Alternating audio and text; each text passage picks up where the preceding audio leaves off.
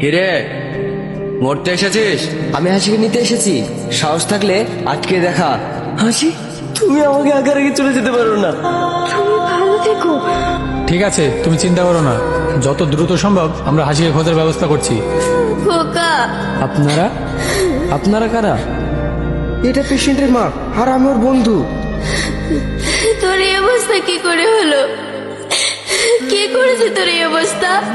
শান্ত হন, সেলিমে কিচ্ছু হবে না। শুনুন, পেশেন্টের অবস্থা খুবই খারাপ। আপনারা যত তাড়াতাড়ি পারবেন ওনাকে কলকাতা নিয়ে যান, নইলে ওকে বাঁচানো সম্ভব হবে না। ডাক্তারবাবু, আপনি কোনো একটা ব্যবস্থা করুন, আমি সেলিমকে এক্ষুনি কলকাতা নিয়ে যাব। ঠিক আছে, তুমি আমার সঙ্গে বাবা চলো। সেলিম, ওই ডাক্তার, হ্যাঁ বলুন। সেলিম নামের পেশেন্টটা কোথায় আছে? আমি জানি না, বল কোথায় আছে। পেশেন্টের অবস্থা খুবই খারাপ ছিল, তাই ওর বাড়ির লোক ওকে নিয়ে চলে গেছে। এই চল।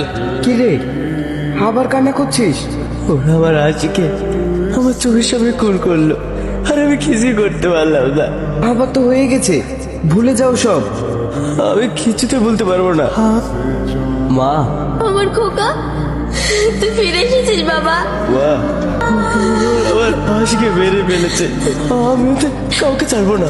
শাকিল, আমাদের কেউ পিছু নিচ্ছে। হ্যাঁ, গাড়ি থামা। কোনো ঝামেলা নয়, আমাদের পালাতে হবে, আমার কসম। সেলিম, চল ওই বাড়িটা গিয়ে দেখি। শুনছেন? হাসি, তুমি বেঁচে আছো? সেলিম, তুমি সেদিন আমাকে ছেড়ে কোথায় চলে গিয়েছিলে? আমি তো ভেবেছিলাম আমিও ভেবেছিলাম তোমাকে হয়তো হারিয়ে ফেলেছি।